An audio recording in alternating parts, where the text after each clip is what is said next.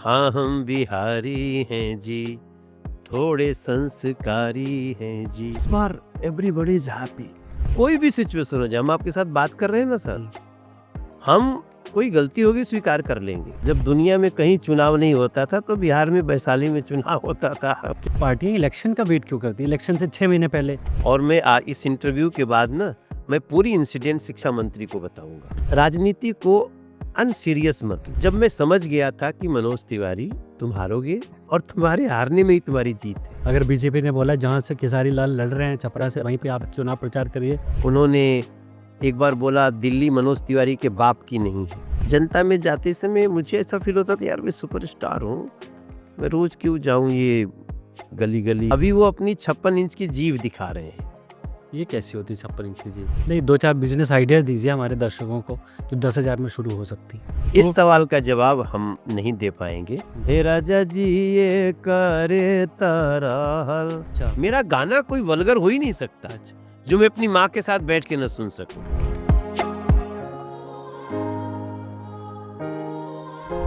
Hello and welcome, स्वागत है आपका एक्सप्रेस कैफे के एक नए एपिसोड में। ये एपिसोड एकदम खास है, नया है। खास इसलिए क्योंकि मौका खास है, मौका है बिहार इलेक्शंस का। और इस खास एपिसोड में खास मेहमान मेरे साथ हैं जिनसे हम बात करेंगे अगले 1 घंटे में। हो सकता है 1 घंटे से आगे भी जाए, क्योंकि जिस इंसान के साथ मैं बात करने जा रहा हूँ उनसे बातें करने का एक अलग अनुभव होता है। वो जहाँ खड़े हो जाते हैं वहाँ समा बन जाता है। कश्मीर से कन्याकुमारी तक इनकी एक पहचान है, चाहे इनकी भाषा को कोई समझता हो या नहीं समझता हो। मगर इन्होंने अपना नाम जो अपने गानों के लिए पहले और फिर राजनीति में आकर लगातार 3 बार उत्तर पूर्वी दिल्ली के सांसद बनकर कमाया है।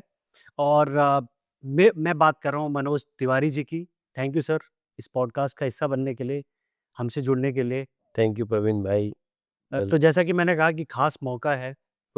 जिस इलाके में आपकी बहुत पॉपुलैरिटी है उसमें से एक है बिहार, और वहाँ इलेक्शन होने वाले हैं। और अभी मैं भी इलेक्शन कवर करके आया हूँ, फील्ड पे देख के आया हूँ कि आपका हर गली मोहल्ले में कोई ना कोई ऐसा गाना तो बज ही जाते हैं जिसमें मनोज तिवारी की छाप होती है, आपकी आवाज़ होती है। अ, क्या है, हम लोग बिहार के रहने वाले हैं मूलतः, और बिहार से आज भी हमारा रोज का रिश्ता है। हम खेती करते हैं, हमारी माँ गांव में रहती हैं, कभी कभार दिल्ली आती हैं।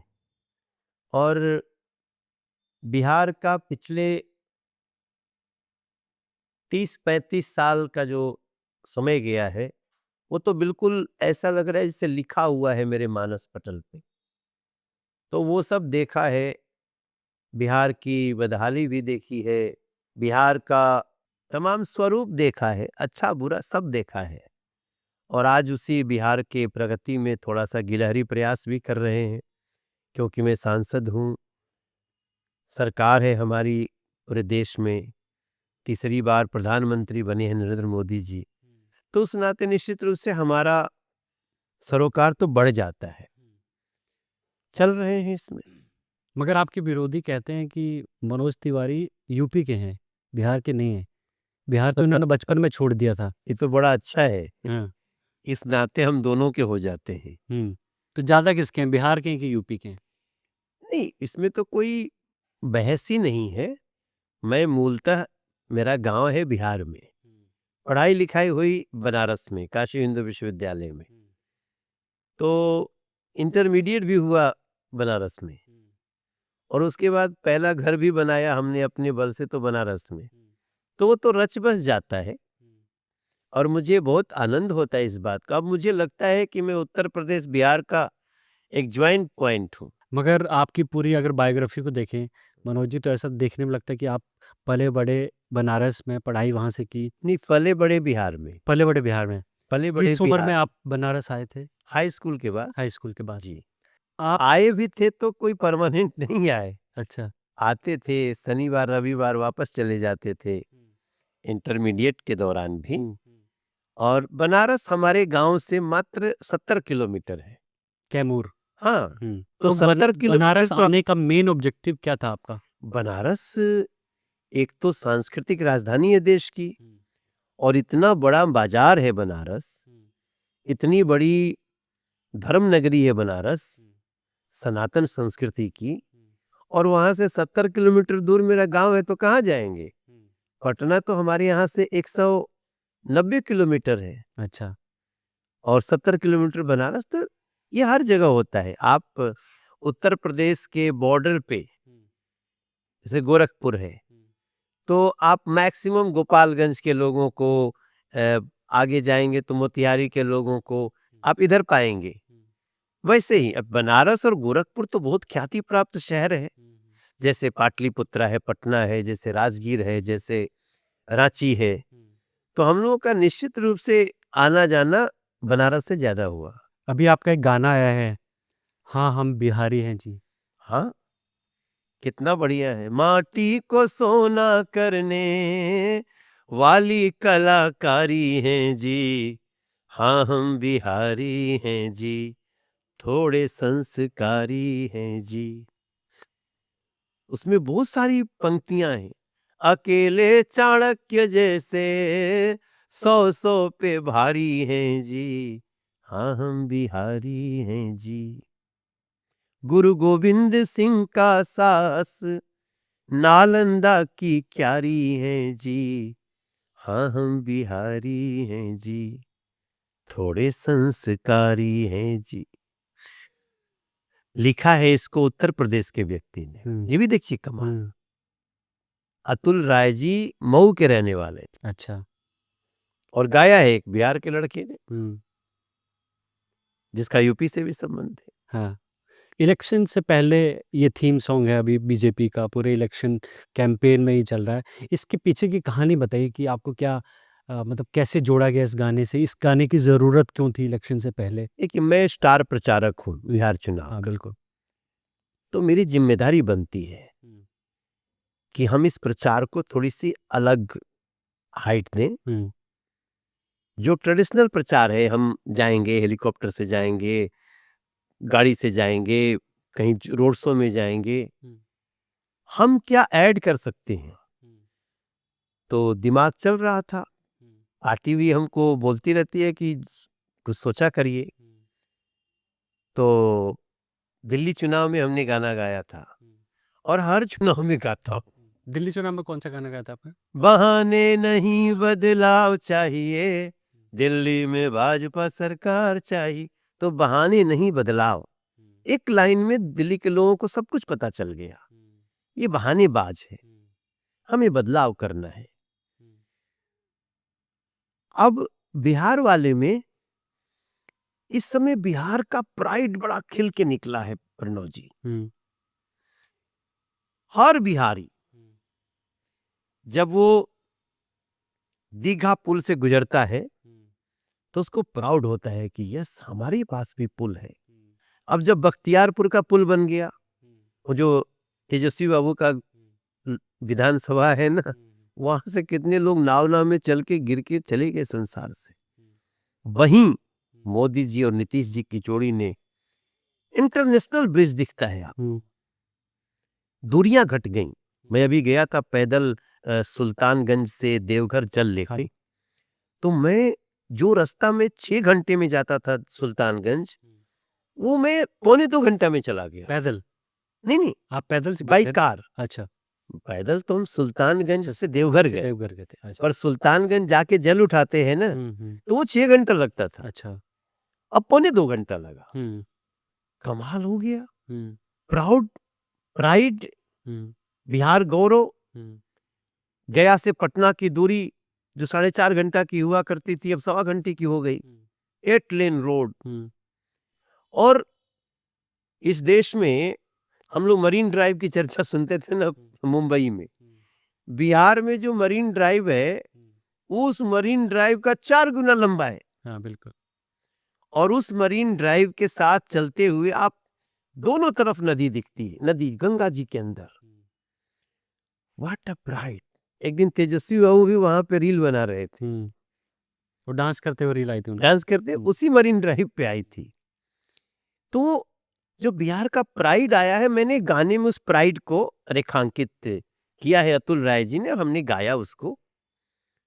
तो जब हम कहते हैं ना कि बुद्ध का हम ताना बाना, जैसे प्रिय लागे मखाना, जो आज मखाना बोर्ड बना है मोदी जी और नीतीश जी की जोड़ी ने, उसने कम से कम बताऊं आपको 1 करोड़ लोगों को उस नए व्यवसाय से जोड़ दिया है। मखाना स्वास्थ्य हेल्दी, जैसे आजकल मोटा अनाज है वैसे मखाना का अपना उद्देश्य है। तो मैंने सोचा कि ऐसी एक गीत लाते हैं जिसमें हम बिना कहे कि ये बीजेपी और एनडीए है, लोगों को असर होने दिया जाए। लोगों का जो प्राइड है वो दिया है एनडीए ने, और मैं बड़ा खुश हूं कि अभी जब मैं आपके पास आ रहा था 2 दिन में वो 2.5 लाख से ऊपर हो गया उसकी व्यूज, और जितना चर्चा हो रहा है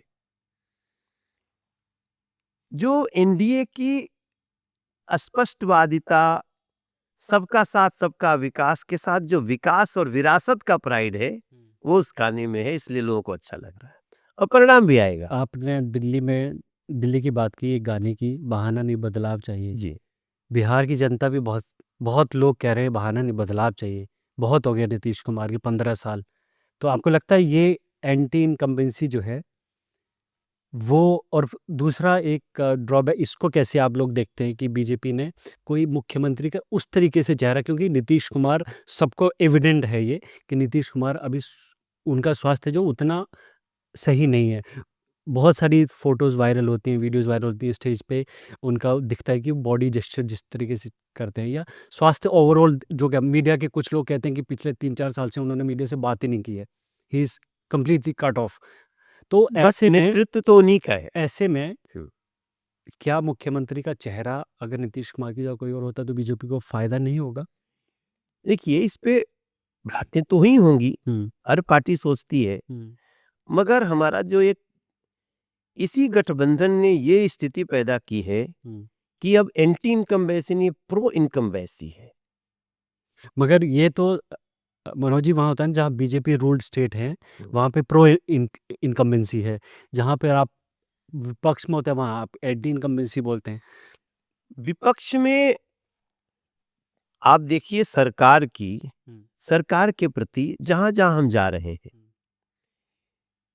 विपक्ष क्या कहेगा? आज महागठबंधन तो कैसा खंड-खंड हो चुका है। हुँ, उसको अपना नेता बनाने में आज जाके बताया है, जबकि चुनाव है 10 दिन बाद। हुँ, तो जो गठबंधन अपना नेता नहीं चुन सकता है, वो भी इसलिए आज कहा गया, जब मैं आपसे बात कर रहा हूं तो आज ये बात की गई है कि तेजस्वी होंगे हमारे मुख्यमंत्री के चेहरे। मुख्यमंत्री, मतलब नेता उनके नेतृत्व में लड़ रहे हैं।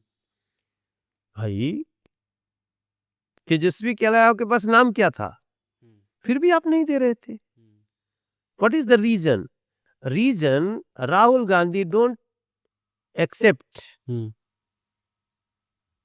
Rahul Gandhi Tejashwi. Doesn't accept Tejashwi as a yes, leader. He is not accepting. Okay. आज भी क्या वो जाके वहां बोले? नहीं। एक छोटा सा उनके नीचे का कोई नेता अशोक गहलोत जी गए ना, राहुल गांधी जी ने अभी तक बयान भी नहीं दिया है। हुँ, ये जो आपस में खिंचाव है हुँ, वो बताता है कि इनका नियत बिहार का विकास नहीं है, इनका नियत अपना अपना विकास है। हुँ, मुकेश सहनी जी 5 दिन पहले बोले कि महागठबंधन अस्वस्थ हो गया है, जा रहा हूं बड़े डॉक्टर के पास। तो उसका अर्थ क्या हुआ? ठीक है, आई वॉश के लिए आपने आज कर दिया कि बहुत नुकसान हो रहा है, हुँ, लेकिन जो आपस में ही 40 जगह आप लोग भर चुके हैं नॉमिनेशन, माले भी, राजद भी, कांग्रेस भी, सहनी जी भी, उसका क्या करेंगे? तो बिहार का विकास, बिहार का गांव-गांव तक लोगों को बिहार के गौरव का एहसास, हुँ, विरासत का विकास किया है तो एनडीए ने किया है। हुँ, इसलिए हमारा तो नेतृत्व तय है, पहले से तय है कि नीतीश जी के नेतृत्व में लड़ रहे हैं। सीट शेयरिंग का फॉर्मूला हमारा पहले एक्सेप्ट हो गया। थोड़ा बहुत रहता है मन में, क्योंकि कभी भी कोई गठबंधन में हर पार्टी ये दिल मांगे मोर की स्थिति में रहते हैं, हाँ, मगर हमारे लोगों ने एक्सेप्ट किया। वैसा महागठबंधन में क्यों नहीं हो सका? क्योंकि उनके नियत में भी हार नहीं है।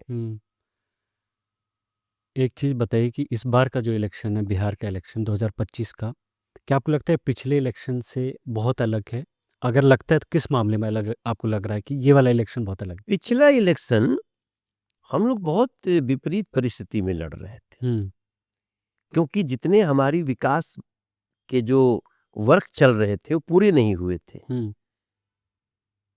जितने बड़े बड़े ब्रिज हैं तब निर्माणाधीन थे, लोगों को थोड़ा सा अनवाइड होते हैं, क्योंकि जब सड़कें बन रही होती हैं ना तो थोड़ा क्योस पैदा होता है। इस बार वो नहीं है। इस बार एवरीबॉडी इज हैप्पी, जल्दी से गाड़ियां निकल रही हैं। 8-8 घंटे का रास्ता 8 मिनट का हो गया है। आरा से छपरा जिसको जाना होता था उसको पहले जाओ पटना, पटना से गांधी सेतु पार करो, इतने ही में 4 घंटा लगता था। गांधी सेतु तो हमेशा जैम पैक मिलता था। जैम पैक होता था। आज वो गांधी सेतु के पैरेलल दीघा सेतु है, उसके थोड़ा दूर बाद आके जाएंगे तो बख्तियारपुर सेतु है, और वो गांधी सेतु भी अब बढ़िया कर दिया गया है। और फ्यूचर में तो ऐसा दिखेगा गांधी सेतु, जिसकी छोटी सी झलक अभी दिखने लगी है, कि आपको जो बड़े बड़े शहर लंदन वंदन का जो ब्रिज देखते हैं ना, उससे सुंदर ब्रिज हम गांधी सेतु को बना रहे हैं। अच्छा। प्रणोदा। तो मेरा मानना है कि पहले से ये चुनाव हमको ज्यादा पॉजिटिव लग रहा है। पहले चिराग भाई भी अलग लड़ रहे थे, कुशवाहा जी का अलग था, अभी तो चिराग जी भी साथ में, कुशवाहा जी भी साथ में, मांझी जी भी साथ में, और नीतीश जी और मोदी जी की जोड़ी है। तो ये बहुत अच्छे माहौल में और सकारात्मक रूप से हम आगे बढ़ रहे हैं। प्रशांत किशोर पिछले 3 साल से बिहार की ज़मीन नाप रहे हैं। पूरी पार्टी खड़ी कर ली, 243 सीटों पर लड़ रहे हैं, और आपकी पार्टी के जो उप मुख्यमंत्री है सम्राट चौधरी, उनके खिलाफ बहुत अटैकिंग मोड में हैं।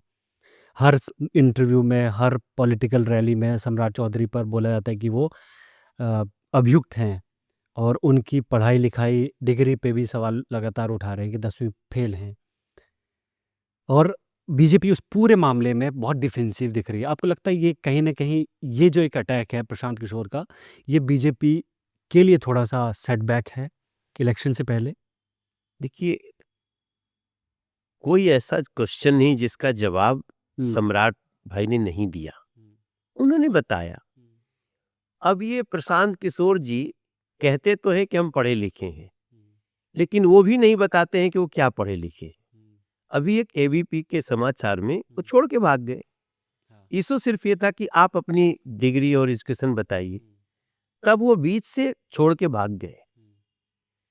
कोई भी सिचुएशन हो जाए, हम आपके साथ बात कर रहे हैं ना सर, हम कोई गलती होगी स्वीकार कर लेंगे, हम बीच में छोड़ के नहीं भागेंगे। और भागने की प्रवृत्ति ऐसी होती है कि चुनाव से भी भाग गए।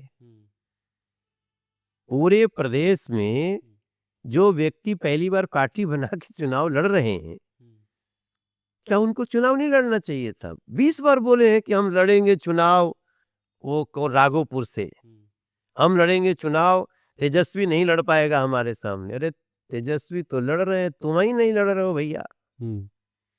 सारे उनके जितने प्रत्याशी थे जिनको बनाए, वो सब आज ठगे हुए महसूस कर रहे हैं कि नेता ही भाग गया। तो अब वो क्या उनकी मजबूरी है वो मुझे नहीं पता, लेकिन प्रशांत किशोर जी सनसनी फैलाने के मास्टर माने जाते। हर बात को बार बार उनका वही वो था ना जर्मनी का गोबल्स, कि 100 बार बोलो तो एक बात को झूठ हम कर देंगे, जो केजरीवाल जिसको फॉलो करते हैं। तो ये केजरीवाल टाइप के बनने की कोशिश कर रहे थे। अब देखो प्रणव भैया, अरविंद केजरीवाल ने इस टाइप के जितने मकंडर थे, अब इनको आगे नहीं बढ़ने देगा, क्योंकि आप बिना कुछ किए और बड़ी हेकड़ी दिखा रहे हो। 2014 से मैं प्रशांत किशोर का नाम सुन रहा हूँ। आप कभी मिले? पर्सनल है आपका संपर्क? हम कभी कभी मिले हैं, हम कोई मिलने पे हम तो बहुत मृदुभाषी हैं सबके लिए, लेकिन प्रशांत किशोर जी के पास इस 11 साल में एक चीज बताने को है कि आपने क्या किया बिहार वासियों के लिए। वो तो कह रहे हैं अगले 10 साल मैं समर्पित कर चुका हूँ बिहार के लिए, अगर चाहे जीतूं या हारूं। अगले 10 साल समर्पित कर दोगे आप, ये तो तब पता चलता जब आप चुनाव लड़ते, जब आप जिम्मेदारी लेते। You are not ready to take responsibility, you are not daring to fight election. और इतनी लंबी लंबी बात करते हैं पीछे, मैंने 11-12 साल में एक भी चीज बता नहीं सकते हैं कि आपने बिहार के बच्चों के लिए क्या किया। मगर एक चीज़ जो जनता के बीच में बड़ी चर्चा है सर, जो मैं ग्राउंड पे गया तो मैंने जी। लोगों से बात की कि कुछ भी हो, चाहे बिहार प्रशांत किशोर को एक्सेप्ट करे या ना करे, मगर एक पॉजिटिव नैरेटिव, एक अच्छी चर्चा, बच्चों की एजुकेशन को लेकर चर्चा, पलायन को लेकर चर्चा, रोजगार को लेकर चर्चा, ये मुद्दे बन गए हैं। पहले एनडीए और महागठबंधन के बीच में एक दूसरे का ब्लेम गेम रहता था, ये जनता का कहना है। और जैसे ही प्रशांत किशोर ने ये अनाउंसमेंट्स की तो बीजेपी एनडीए ने 10,000 महिलाओं के खाते में डाल दिए, 400 की जो पेंशन थी वो 1100 कर दी। ये एक पॉजिटिव चेंज उनके आने से हुआ है। इसको ये जो प्रेशर ये तो ये पॉलिटिक्स है, कहेंगे कि मेरे आने से ही ये सारे कोसी नदी का पुल बन गया, मेरे आने से बख्तियारपुर पुल बन गया, मेरे आने से जो कोइलवर पुल का पैरेलल पुल अरे भैया, मगर प्रेशर पॉइंट तो बनते हैं ना सर, उसको आप लोग कैसे देखते हैं? प्रेशर बनता, लेकिन प्रेशर तब बनता जब आप 10 साल में कुछ तो करके बताते।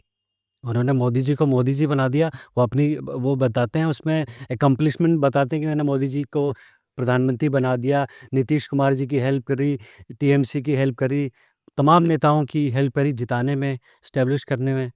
तो बाकी तो छोड़ के चले गए, फिर मोदी जी तीसरी बार कैसे बन गए? देखिए, ऐसी बात करके आप अपनी दुकान चला सकते हो, फिर आप दुकानदार कहे जाते हो। You are idea seller, you are not idea maker. मैं प्रशांत किशोर जी को एक और इशू जानता हूं कि उनको एक बार बिहार सरकार ने 9.5 करोड़ रुपए उनको दे करके कहा कि आप बिहार के लिए यूथ के लिए प्लान बनाइए, और वो चले गए वो स्टालिन का प्रचार करने तमिलनाडु में। मतलब आप पैसा जिधर देखिए उधर झुक गए, आपका दीन ईमान सब पैसा हो गया। ये बिहार का लोग बहुत अच्छे से समझता है। हाँ, नैरेटिव बनाने में तो उनका कोई जोड़ा नहीं है ना, वो तो he is master of narrative making. तो नैरेटिव मेकिंग, वो पानी में घुसेंगे, कैमरा तैयार रखना, जरा ग्राउंड से आना, थोड़ा पैर भींगता रहेगा, ये सब दिखाने में तो उनकी मास्टरी है। लेकिन सिर्फ रील से ना लोगों की सेवा नहीं कर सकते। रियल में आपको बताना पड़ता है कि अभी तक आपने अगर राजनीति में कदम रखा तो आपने क्या किया। एक तो आपकी आइडियोलॉजी नहीं है, पैसा मिलेगा तो कांग्रेस का ही प्रचार करेंगे, पैसा मिलेगा तो टीएमसी का ही प्रचार करेंगे, पैसा मिलेगा तो वो जदयू का भी प्रचार कर दिए। मैंने कौन पार्टी बची? लेकिन उन्हीं पार्टियों ने आज इनको पहचान लिया, बोला नो नो नो नो। क्या आपके दिमाग में भी वो भय है, जैसा कि केजरीवाल दिल्ली में एक विक्टोरियस होके इमर्ज हुए थे 2013 में, बिहार में प्रशांत किशोर वैसा कुछ कर सकते हैं, ऐसा कुछ? प्रशांत तो भाग गए, प्रशांत इज नो वेयर नाउ। अब प्रशांत किशोर जी है ही नहीं, वो खुदे चुनाव नहीं लड़े। जो खुदे चुनाव नहीं लड़ा वो क्या उसकी पार्टी के इतने लोग बन जाएंगे, एमएलसी बन जाएंगे? वो बिहार को भी फिर से इस बार भी, इसमें कोई दो राय नहीं, जिस तरह से वो अच्छी अच्छी बात कर रहे थे तो बहुत लोगों को आशा जग गई।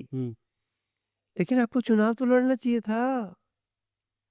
वो कह आप रहे हैं तो कि मैं स्ट्रेटेजिस्ट के रोल में हूँ, मैं हमेशा, मेरा करियर स्ट्रेटेजिस्ट का रहा है, तो मैं स्ट्रेटेजी बनाने में he who is the leader? Leader कौन है उनका? देखो, बिहार ना जब दुनिया में कहीं चुनाव नहीं होता था तो बिहार में वैशाली में चुनाव होता था। क्या किस्सा है इसके बारे में बताइए थोड़ा, कैसे होता था? सबसे पहला गणराज्य हमारा वैशाली गणराज्य था, और ये था 600 ईस्वी पूर्व। अच्छा। जब पूरे संसार में कहीं इलेक्शन नहीं होता था तब हमारे यहाँ चुन के प्रतिनिधि चुने जाते थे, चुन के। अच्छा। उस बिहार में ये मत समझाइए प्रशांत किशोर जी अभी क्या हैं, सबको पता है। और बिहार को वो एक लाइन है ना कि हम लाए हैं तूफान से कश्ती निकाल के, हम्म, इस बिहार को रखेंगे हमारे बिहार के बिहारवासी संभाल के। एनडीए ने वो कार्य किया है सर, ये कुछ कहने की बात नहीं है। आज 125 यूनिट बिजली फ्री मिल रही है। मगर ये भी प्रशांत किशोर क्रेडिट ले रहे हैं कि, और तेजस्वी यादव क्रेडिट ले रहे हैं कि उन्होंने अनाउंस किया 200 यूनिट, तो इन्होंने तुरंत इलेक्शन से पहले 125 यूनिट कर दिया, जैसे बीजेपी ने हिमाचल में किया था। नहीं, बीजेपी तो और भी कई स्टेट में, मध्य प्रदेश में बहुत समय से कर रही है, महाराष्ट्र में शुरू कर दिया है। ऐसा हम लोग बहुत सारे अपनी योजनाएं अलग अलग राज्यों में देते हैं। पर सर इलेक्शन का वेट क्यों करते हैं? जनता ये पूछती है बार बार कि पार्टियां इलेक्शन का वेट क्यों करती है? इलेक्शन से 6 महीने पहले बिजली फ्री हो जाएगी, नहीं नहीं नहीं, पेंशन बढ़ के 400 पहले से 1100 बिहार हो के जाएगी। खजाने को हम्म, जंगल राज में लूटा जाता था, पर उतने समय तो एनडीए को भी हो गया ना सर। तो उतने समय में आप देखिए क्या क्या मिल गया सर। उतने समय में आईआईएम्स मिले हैं, 3-3 एयरपोर्ट मिल गए, अभी 2 एयरपोर्ट की शुरुआत हो गई, वंदे भारत ट्रेन मिली है, ट्रेनों की अंबार लग गई है। बिहार की ट्रेन को जाने के लिए हम 5-5 हजार का प्लेटफॉर्म बना रहे, 5-5 हजार लोगों के रुकने के लिए। ये सब कुछ उसी बिहार के कारण हुआ है। आज बिहार का व्यक्ति कहीं जाए, आप स्टेशन नई दिल्ली स्टेशन जाइए, तो जहां उसको मारा मारी होती थी, स्टैम्पेड हो जाता था, लोग की मृत्यु हो जाती थी, वहां हम 5,000 लोगों को एक साथ रहने का जगह बनाए हैं सर। अभी हम और रेखा गुप्ता जी ने उसका विजिट किया। और उसी बिहार में वही खजाने का पैसा जब बचने लगा, बचा के पहले 75 लाख महिलाओं को 100 महिला रोजगार योजना के तहत काम दिए, उसी में मेडिकल सीट बढ़ाए, पहले 500 सीट होती थी, आजकल 3,000 सीट हो चुकी है मेडिकल की। पहले जो पर कैपिटा इनकम था वो सीधा डबल से भी ज्यादा हो गया है बिहार का। इसके बाद भी हम ये नहीं कह रहे हैं कि हमने सब कुछ कर दिया, अभी बिहार को असली उसका जो हक है वो अगले 5 साल में बहुत हद तक उसको प्राप्त होगा। और वर्तमान बिहार में आप पूरे बिहार जब आप तो गए होंगे, you will feel the difference. Sir Bihar बदलता हुआ दिख रहा है सड़क कनेक्टिविटी में, फ्लाईओवर्स में, मगर जब ज़मीन पे उतरते हैं, किसी गांव में चले जाते हैं, तो गरीबी उतनी ही दिखती है, सरकारी स्कूल बदहाल दिखते हैं। और बहुत सारे इंडेक्स में आज भी नीतीश कुमार के अच्छे सुशासन के बावजूद भी 15 साल में बिहार बहुत सारे इंडेक्सेस में आज भी नीचे है, बहुत सा गरीब राज्यों में से एक माना जाता है, गिना जाता है। उसका क्या कारण है? वो वहाँ पर जो पॉवर्टी एलिवेशन वो क्यों नहीं हो पाया अभी तक? अभी उस पे काम हो रहा है, जैसे मैंने कहा ना, पर कैपिटा इनकम में बहुत वृद्धि हुई है। वैसे ही चूंकि हर सरकार का एक पंचवर्षीय योजना होता है, अपना 5 साल में ये कर लेंगे, ये मानक तैयार करते हैं। अभी हमारा अगले 5 साल का मानक अब रोड और हाईवेज नहीं होगा, वो तो हम बिछा चुके हैं। अब उसके बाद का नो डाउट हमें शिक्षा के मामले में बहुत अच्छा करना है, और उसके लिए पूरी जो सिस्टम है वो सबको साथ ला करके वो संभव होगा। अगला हमारा कदम अब यही है कि बिहार का प्रत्येक व्यक्ति आत्मनिर्भर हो, शिक्षा व्यवस्था बहुत बढ़िया हो। शिक्षा व्यवस्था अच्छा है भी, अस्पताल अच्छे हैं भी, लेकिन कहीं कहीं जो हमारे लोग हैं, जो इसमें स्टेक होल्डर्स हैं, उनकी अभी वो स्किलिंग नहीं हो पाई है जिसके कारण हम उसको हाइट दे सकें। अभी अगले 5 साल में हमारा ये प्रमुख उद्देश्य है। हमारा मैनिफेस्टो इस बार आएगा तो आप देखिएगा। सर एक पर्सनल इंसिडेंट आपके साथ शेयर करना, ये बहुत ही कैंडिड कन्वर्सेशन जी है। जी जी। मैं छपरा में, सारण में एक सरकारी स्कूल में गया, मिडिल स्कूल था ये, और आधा स्कूल, जो मतलब most of the kids were outside the school, boundary wall के बाहर थे, मवेशी बंधे हुए थे बाउंड्री वॉल पे, टीचर अंदर थे। मैं अंदर गया, उन्होंने अरेंज किया पहले बच्चों को, और मैं किसी गलती नहीं मान रहा हूँ, मैं एक सिस्टम बता रहा हूँ जी जी आपको। जी।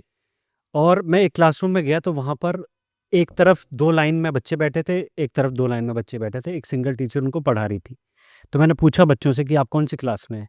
उसने बोला 6th में है। दूसरे से पूछा आप कौन सी क्लास में हैं? उसने बोला 7th में है। यानी एक क्लासरूम में 2 क्लास पढ़ाई जा रही है। मैंने टीचर से पूछा आपका क्या नाम है? उन्होंने नाम बताया। और आप कौन सी क्या पढ़ा रही हैं इनको? तो कहती है कि मैं 5वीं तक पढ़ाती हूँ मगर मैं 7वीं और 8वीं को भी पढ़ा रही हूँ। मैंने ऐसा क्यों? क्योंकि टीचर्स की कमी है। एक क्लासरूम में 2-2 क्लासें चल रही हैं। मैंने पूछा ऐसा क्यों? क्योंकि क्लासरूम की कमी है। मेरी नज़र पंखे पे, गर्मी का टाइम था अभी, अब वहाँ पे बहुत ह्यूमस है और वो सब जी। ह्यूमिडिटी है। मेरी नज़र पंखे पे गई, पंखा बंद था। मैंने बोला ये लाइट नहीं है क्या यहाँ पे? तो टीचर बोलते हैं 1 महीने से लाइट नहीं है स्कूल में। तो I was so surprised to see कि एक सरकारी स्कूल में 1 महीने से लाइट नहीं है। मैंने टीचर से पूछा क्यों नहीं है लाइट? प्रिंसिपल से पूछा। उन्होंने कहा कि 1 महीना पहले हमने कंप्लेंट किया था, व्हाट्सएप दिखाया, किसी अपने जेई को भेजा था, एसडीओ को भेजा था। उन्होंने जी। बोला कि हो जाएगा। मैंने फ़ोन कॉल ऑन कैमरा उनसे बात करी, एसडीओ से भी, जेई पे, उनके दे वर क्लूलेस कि उनको नहीं पता था कि यहाँ पे लाइट नहीं है। ये सिस्टम है सरकारी स्कूल का।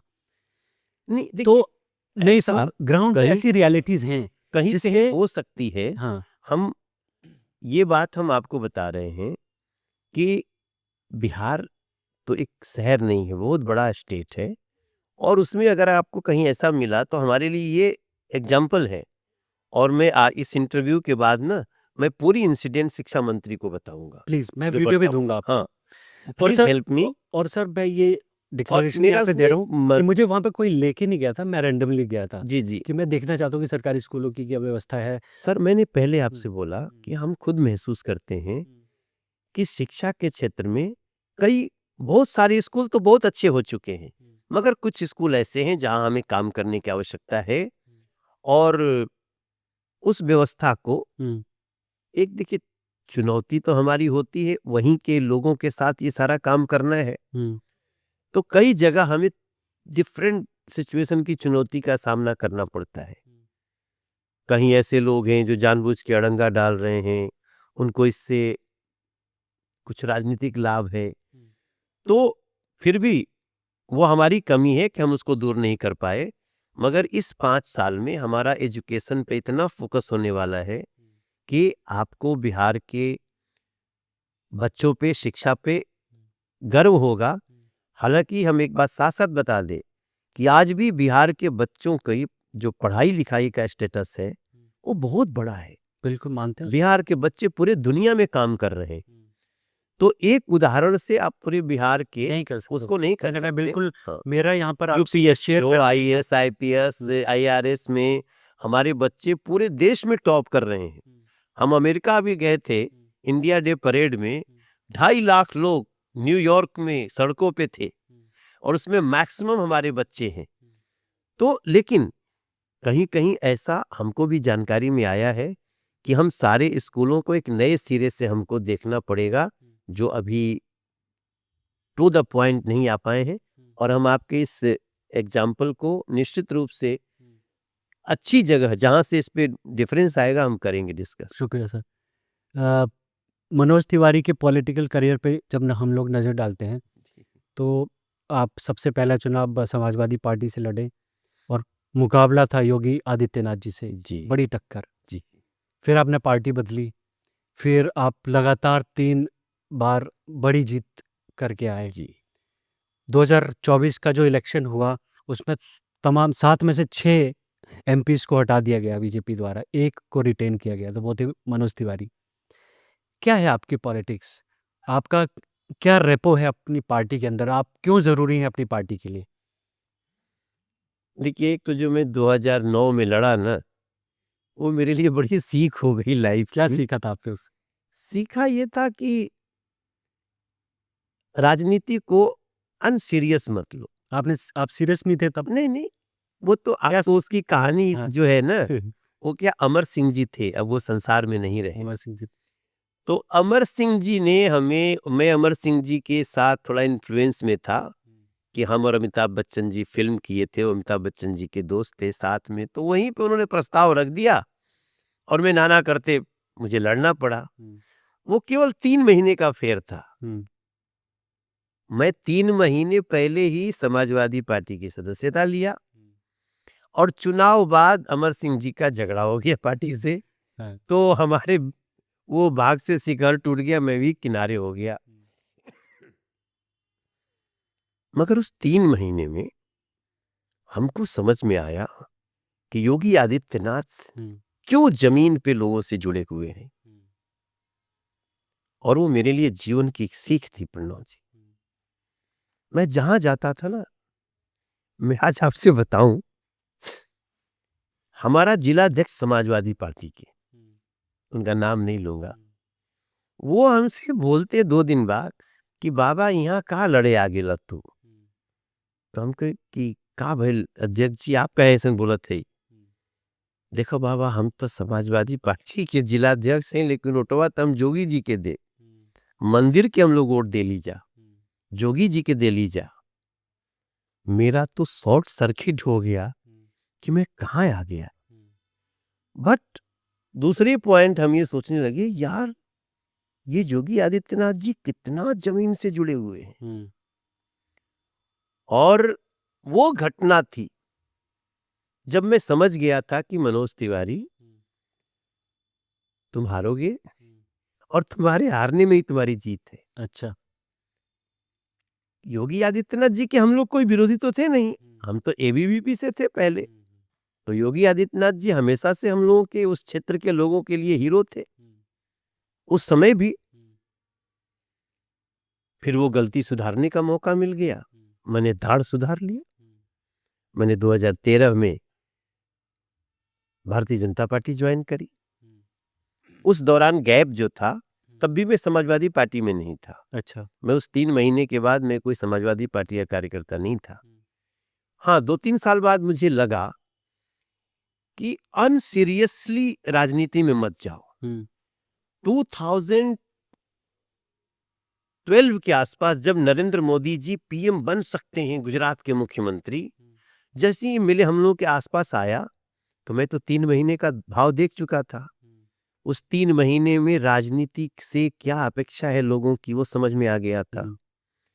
तो मैंने सोचा कि I have to support Narendra Modi ji as prime minister, मुझे उनको सपोर्ट करना है। तो वो हमने शुरू किया सपोर्ट करने का, लेकिन हम चुनाव लड़ जाएंगे ये भी हमको पता नहीं था। सर, आपने कहा कि राजनीति में आपने एक सबक सीखा कि राजनीति में अगर अनसीरियस हो तो मत आइए, नॉन सीरियस हैं अगर आप तो मत आइए। आप ही की पार्टी में अभी मैथिली ठाकुर, पवन सिंह और आरजेडी में गए खेसारी लाल, तमाम लोग जुड़े हैं, टिकट भी मिला है। उन लोगों को क्या कहना चाहते हो? जैसे Maithili Thakur, she is the youngest candidate जी फ्रॉम जी बीजेपी। ऐसे लोगों को क्या आप मैसेज देना चाहते नहीं, हैं? क्योंकि आप ये लोग अगर सोचे हैं तो ये लंबा सोच के ही आए होंगे। कहीं आपके समाजवादी पार्टी वाली स्टेंट तो नहीं है? नहीं, वैसा कोई करेगा तो उसका नुकसान होगा हाँ। आगे। अगर आप हाफ हार्टेड आ गए हैं तो फिर आप अपने साथ भी न्याय नहीं करेंगे, वो कोई भी हो। राजनीति एक बड़ी सेवा है प्रणव जी, और इसको करने के लिए आसान नहीं है। बहुत शुगर बढ़ जाता है, अपना प्रोफेशन डिस्टर्ब हो जाता है, आपकी जो कई बार अर्निंग आपकी लॉस में जाती है। अब आपको पार्टी के लिए आ गए तो पार्टी के लिए काम करना है, तो इतना सब कुछ नहीं सोचेंगे तो फिर आप अपने इस सेवा के साथ न्याय नहीं कर पाएंगे। तो कोई भी हो, वो हमें ऐसा आशा है कि वो आए होंगे तो लंबा सोच के आए होंगे। उनमें से तो किस किस को आप लाएं वैसे पार्टी में? नहीं, लाने को तो पवन सिंह के बारे में काफ़ी चर्चा थी कि आपके बहुत करीबी हैं, आपका एक रोल है उनको निश्चित रूप से तो मतलब क्या हमने पार्टी में तो रवि किशन जी को भी पार्टी में लाया, दिनेश लाल यादव जी को, निरहुआ, हाँ निरहुआ को भी पार्टी में आने के लिए उनको बहुत मोटिवेट किया, वो आए। पवन सिंह को भी मैंने पार्टी में आने के लिए बहुत मोटिवेशन दिया, राजनीति में आने के लिए और पार्टी में आने के लिए। तो और भी बहुत सारे लोग हैं, कोशिश करते रहता हूँ अच्छा कि आए। मैं खेसारी से भी बहुत प्रचार करवाता था पार्टी का। तो इस बार आरजेडी से चुनाव लड़ रहे हैं, आप अगेंस्ट जाएंगे चुनाव प्रचार करने? अगर बीजेपी ने बोला जहाँ से खेसारी लाल लड़ रहे हैं छपरा से, वहीं पे आप चुनाव प्रचार करिए, आपके मित्र हैं, लंबा संबंध है आपका, तो ये बड़ी दुविधा वाली बात हो जाती है आपकी। नहीं, थोड़ा सा तो होता ही है, क्योंकि देखो ये सब अपने हम लोगों की बड़ी क्लोज सर्किल है, तो थोड़ा सा तो लगता ही है। हाँ। लेकिन अब पार्टी के आधार पे चल पड़े तो पार्टी का जो आदेश होगा उसको पूरा करना पड़ता है। अच्छा, तो नाम लेके आप बोलेंगे खेसारी लाल सही आदमी नहीं है, सही नेता नहीं है, काम नहीं करेंगे, आएंगे नहीं अब छपरा? उसी में नहीं, मैं इतना पर्सनल नहीं जा, बैलेंस कैसे बनाते हैं आप? नहीं, I will not go personal. अच्छा, हाँ, ठीक। मुझे लगता है राजनीति में ये भी एक बड़ी मर्यादा है। अच्छा, बहुत सारे लोग तो मगर कुछ खेसारी नेताओं के मान लिए तो लीजिए- आप पर्सनल हो जाते हैं, मैंने देखा है। किस पे? कुछ नेताओं के लिए तो आप पर्सनल हो जाते हाँ, जिनसे पर्सनल खुन्नस हो जाएगी तो जाना पड़ेगा। हैं। तो नेताओं से पर्सनल खुन्नस कैसे हो जाएगी? आपका तो व्यक्तिगत कोई, जैसे फॉर एग्जांपल दिल्ली में अरविंद केजरीवाल की जब भी बात आती है, तो आप एकदम खुन्नस से, और इसलिए ऐसा लगता मैं, है कि हाँ, पर्सनल। मैं उनका इसलिए मैं वो एक समय के बाद हुआ, अच्छा, उन्होंने पहले शुरू किया, अच्छा। उन्होंने प्रधानमंत्री को देशद्रोही कहा तो मुझे खुन्नस आया। अच्छा, उन्होंने एक बार बोला दिल्ली मनोज तिवारी के बाप की नहीं है, अच्छा, यहाँ तक जाने की क्या जरूरत थी? अच्छा। हम तो कभी अरविंद केजरीवाल जी के माता पिता के बारे में कुछ नहीं कहे, उसके बाद भी नहीं कहे। इसलिए जब आप पर्सनल बातें करने लगे और बिहारी लोगों को गाली देने लगे कि 500 रुपये का टिकट लेके आते हैं, 5 लाख का इलाज करा के जाते हैं, तो कई अपशब्द बोले, छठ का प्रतिबंध लगाने लगे, तो फिर हमें पर्सनल होना पड़ा। क्योंकि आप पर्सनल हुए तो बाकी तो ये सब तो खेसारी है या कोई भी दूसरी पार्टी में और भी कोई होगा, तो ये सब तो हमारे बहुत अच्छे रिश्ते हैं, इसलिए मैं पर्सनल नहीं बात करूंगा, मैं पार्टी वाइज ही बात करूंगा। सर, आपके पॉलिटिकल करियर की बात कर रहा था मैं। 3 बार के आप लगातार सांसद हैं। कैबिनेट में जगह आपको मिलनी, आपको नहीं लगता है कि आप डिज़र्व करते हैं, 3 बार लगातार सांसद बने हैं? ये बिल्कुल करते हैं। तो उसके लिए कोई बातचीत हुई हो? क्योंकि नहीं, बातचीत नहीं आप करते। जिन लोगों को रिप्रेज़ेंट करते हैं, उनकी एक उम्मीद है कि हमारा भी एक इंसान कैबिनेट का हिस्सा बने। उसको लेकर आपकी कभी प्रधानमंत्री जी से, गृह मंत्री जी से कोई बात, या आपकी डिमांड, या आपने कोई ऐसी रिक्वेस्ट? नहीं, मैंने कभी डिमांड नहीं रखी, मैं काम कर रहा हूँ, मैं बड़ी दिल से पार्टी का काम करता हूँ, और वो सब निर्णय, देखिए, अगर हम ये बोलें कि नहीं नहीं जी मेरा मन नहीं है, तो ये तो झूठ बात होगी। जो राजनीति में आता है वो बड़े से बड़ा पद चाहता है, तो एक सांसद निश्चित रूप से मंत्री बनना चाहेगा और भी काम बढ़े उसका, मगर हम उसके लिए मर नहीं रहे, हम काम अच्छा कर रहे हैं, और मुझे पूरा विश्वास है अपने नेताओं पे, नरेंद्र मोदी जी पे, अमित शाह जी पे, राजनाथ सिंह जी पे, नितिन गडकरी जी पे, हमारे जितने धर्मेंद्र प्रधान जी, भूपेंद्र यादव जी, खट्टर साहब, ये सब लोग, हम मानते हैं कि मेरा नेतृत्व बहुत अच्छा है, आज नहीं तो कल। तो ये पहेली अभी भी दिल्ली के लोगों या देश के लोगों के दिमाग से नहीं सुलझी है कि ऐसा क्या हुआ कि रमेश भिदोड़ी का टिकट कट गया, परवेश वर्मा का टिकट कट गया, जो कद्दावर नेता थे दिल्ली के, और मनोज तिवारी का टिकट नहीं कटा? ऐसी क्या वो पहेली है, उसको थोड़ा-सा बताइए, आपका आपके बारे। नहीं, अब ये तो हम हनुमान जी की पूजा करने लगते हैं यार, चलो अपना बच गया। अच्छा। ऐसा कुछ नहीं, देखिए हमारी पार्टी में पार्टी डिसाइड करती है कि अब इस व्यक्ति को क्या काम देना है। रमेश बिदुड़ी जी का टिकट कटा लेकिन तुरंत मिला, प्रवेश वर्मा जी का टिकट कटा फिर तुरंत मिला। अभी बात अलग है कि उसमें सफलता मिली कितनी। तो बहुत सारे हमारे सांसद हैं, जैसे हंसराज हंस जी का कटा तो पंजाब से मिला, मोगा से लड़े। तो पार्टी दायित्व तय करती है, और एक जो अनुशासित सिपाही है भाजपा का, वो नए दायित्व करने के लिए तैयार, कई लोगों को संगठन में भेज दिया जाता है। ये एक तरह से बड़ी सेल्फलेस सर्विस है। जैसा कि मैं आपने कहा। शुरू में ही कहा हाँ। सर आपको।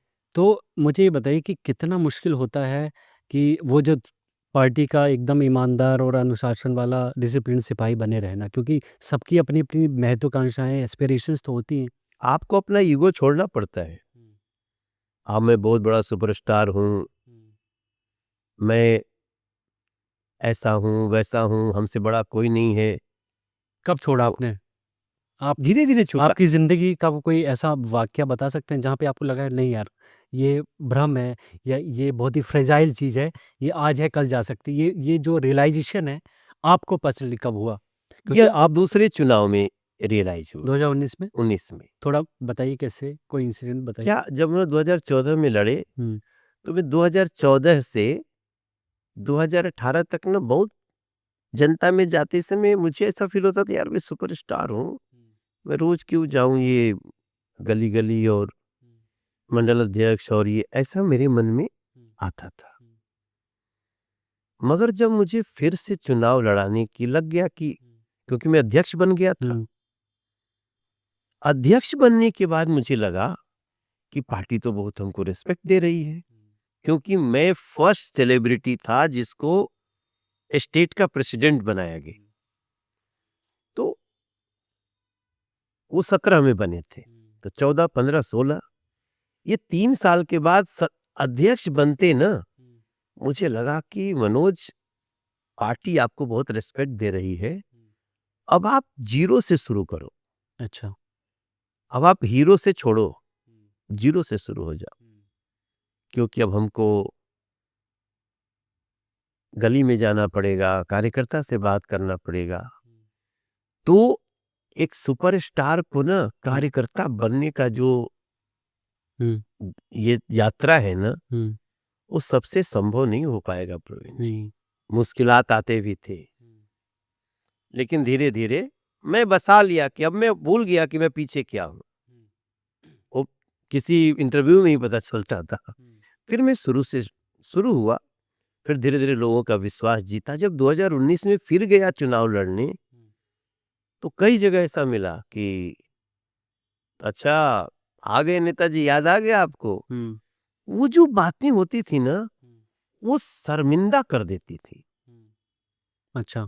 हाँ, वो जो लोगों की बातें, बोले देखो तुमको वोट तो देंगे, हुँ, लेकिन तुम जीतने के बाद आते नहीं हो। तो मैं भी लगा कि हाँ यार, मैं मोहल्ले मोहल्ले तो नहीं गया, और मैंने 19 में सोच लिया, अब हमको ना, 24 में ये बात नहीं थी, और शायद यही था कि 24 में मुझे गली गली से मेरे पक्ष में आवाज आ रही थी, और फिर मैं बहुत, अभी मुझे लगता है कि मैं मंडल अध्यक्ष से भी नीचे हूँ। तो आप अभी अपने इलाके में जो नॉर्थ ईस्ट के आप सांसद हैं 3 बार के, आपको हर गली, हर मोहल्ला पता है अपने पूरे कॉन्स्टिट्यूएंसी का? हाँ, अब मुझे सब कुछ पता है, लोग पता है, करावल नगर से मुस्तफ़ाबाद से लेकर कुछ भी, सीलमपुर से ले करावल नगर, कबूल नगर भी पता है।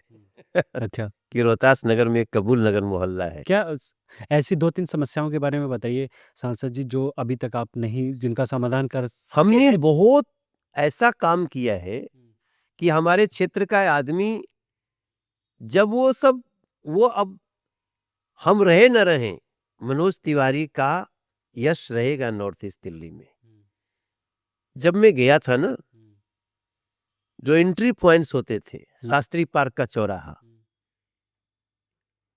45 मिनट तो रुकना ही है आपको वहां, 2-2 घंटा भी हो सकता था। इधर से इधर जाना, उधर से इधर जाना, इधर से उधर जाना, इधर से यू टर्न मारना, सारे गड़मगड़ वहां पे पार करना मुश्किल था। एंट्री पॉइंट हमने वहां एम्स जैसा चौराहा बना दिया अभी। हुँ, अच्छा।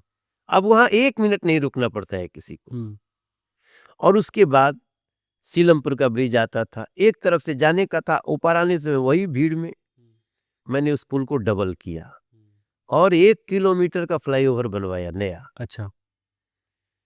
हमने अपने क्षेत्र में, हमारा जो भजनपुरा है, चांदबाग है, जमुना विहार है, खजुरी है, ये सब से लोग जाते थे तो इतना परेशानी थी। अभी 1-1.5 महीना और परेशानी रहेगी, लेकिन मैंने अपने यहाँ ट्रिपल डेकर रोड बनाई, सड़क के ऊपर फ्लाईओवर दिया, फ्लाईओवर के ऊपर मेट्रो दिया। अब ये सारी चीजें आप समझिए, पहली बार सेंट्रल स्कूल बनाया, पहली बार मेट्रो लाया, पहली बार पासपोर्ट ऑफिस बनाया सबसे पहले अपने क्षेत्र में। अब कहीं और जाने की जरूरत नहीं, 15 दिन में पासपोर्ट मिलेगा। इसके साथ साथ हमने पावर स्टेशन जो दूर दूर से बिजली आती थी कट जाती थी, पावर स्टेशन बनाए हैं। हमने पार्कों में कम से कम ऐसे 48 पार्क हैं जहाँ पे झूले, बच्चों के खेलने के लिए वो सुविधाएं, जिम, ये सब बना करके दिए और एलिवेटेड रोड बना दिया। अक्षरधाम जाने वाली रोड को जो गाजियाबाद से जाने वाली थी, नितिन गडकरी जी, पीएम मोदी जी के आशीर्वाद से अपने क्षेत्र से चली गई। आप समझिए कि 1.5-2 महीना बाद अगर आप मेरे क्षेत्र में आएंगे तो आप इंडिया गेट से सबसे जल्दी हमारे क्षेत्र में पहुंचेंगे, अच्छा, साउथ और वेस्ट में नहीं। ठीक है। हम ना चाहते हुए भी बिहार से दिल्ली आके वापस बिहार चलते हैं। चलते हैं ना, वंदे भारत पकड़ लेते हाँ, वंदे भारत पकड़ते हैं हैं। या फिर फ्लाइट भी पकड़ सकते हैं। आपने उसका जेपी एयरपोर्ट की बड़ी तारीफ की, रील बनाई स्पेशली जी, आपने। मैं भी गया था वहाँ पे, काफ़ी अच्छा एयरपोर्ट बना है, नो डाउट। मैं ये कह रहा हूँ कि एक तरफ आपके सामने प्रशांत किशोर जनसुराज पार्टी है, दूसरी तरफ आपका मुकाबला तेजस्वी यादव से है, जिन्होंने कहा कि हर घर को सरकारी नौकरी मिलेगी अगर आरजेडी की महागठबंधन की सरकार आएगी। और बिहार में ये जो चाह है हम्म, हर घर में, हर युवा में, हर लड़की में, हर लड़के में कि सरकारी नौकरी हो जाए, इसको इसमें वो कैसे परकुलेट हो रही है, वो जो इनकी अनाउंसमेंट है, और आप इस चीज़ को कैसे देख रहे हैं? इसको कितना बड़ा चैलेंज देख रहे हैं? क्योंकि मैं इसलिए भी कह रहा हूँ क्योंकि लोगों में ये भावना तो है ही कि जब तेजस्वी डेप्यूटी सीएम थे तो उन्होंने कुछ नौकरियाँ दी थी, सरकारी नौकरी। जब वो डिप्टी सीएम थे तो उन्होंने कहा था हम 10 लाख नौकरी देंगे, हुँ, लेकिन 500 नौकरी भी नहीं है। अब देखिए, हर साल पीसीएस का एग्जाम होता है, हुँ, अब उसको आप समझते हो कि हम नौकरी दे रहे हैं, हुँ, तो भाई फिर आपको हुँ, नमस्कार है। कुछ नौकरियां जो कॉम्पिटिटिव एग्जाम्स के हैं, हुँ, शिक्षक का, हुँ, रेलवे का, पीसीएस का, हुँ, तो ये तो परीक्षाएं चलती रहती हैं, एसएसबी का अलग अलग। हुँ, बल्कि एनडीए में ये परीक्षाएं रेगुलर होने लगी। हुँ, नहीं तो पहले 10-10 साल का गैप हो जाता था हुँ, प्रणव जी इसमें। हुँ, कोई बात नहीं, तेजस्वी बाबू अभी वो अपनी 56 इंच की जीभ दिखा रहे हैं। ये कैसी होती है 56 इंच की जीभ? 56 इंच की जीभ है, कुछ भी बोल दो। ये एक तो तरफ 56 इंच का सीना है, 56 इंच का सीना तो सुना था, जी तो रहेगा उसमें। इधर एनडीए का 56 इंच का सीना है, अच्छा, उधर 56 इंच की जीभ है। अच्छा। सर कोई भी पूछेगा क्या सरकारी नौकरियां हुँ, आप बढ़ा सकते हो क्या? हुँ, आपके पास बजट है क्या? हुँ, अभी हमने एक दिन वर्कआउट किया कि अगर ऐसा होगा तो क्या होगा? हुँ, तो 12 लाख करोड़ रुपया तो उनको वेतन देने में जाएगा। हुँ, और सरकारी नौकरियां इतना आप बढ़ा करके कैसे कर लोगे? हुँ। आप तो जाने जाते हो नौकरी देने के बदले जमीन ले लेते हो। अच्छा। भाई तेजस्वी बाबू के ऊपर केस चल रहा है, हम यूं नहीं कह रहे हैं। हुँ, और आरोप तय हो गया हुँ, कि आपने जमीन लिया नौकरी देने के लिए हुँ, आपके परिवार ने। हुँ, अब भैया नौकरी का तो नाम मत लो। हाँ, अगर आप सही में कुछ कर सकते हैं हुँ, तो आप अपना प्लान बताइए कि रोजगार देने का क्या प्लान है। हुँ, सबको रोजगार चाहिए, हुँ, सरकारी नौकरी तो हर जगह। हुँ, प्रणव भाई किसको हम बेवकूफ बना सकते हुँ, हैं कि हर स्टेट का सरकारी नौकरी का एक सीमा है। हुँ, ठीक है, उसमें हो सकता है कि अ, एक आध लाख अभी नहीं भरा गया हो, हुँ, तो भर देंगे, हुँ, इतनी बात चल जाती है। हुँ, लेकिन आप जिस प्रत्येक घर को एक नौकरी देना सरकारी, हुँ, इससे बड़ा वो जो धोखा हुँ, भरा स्टेटमेंट नहीं हो सकता है। हुँ,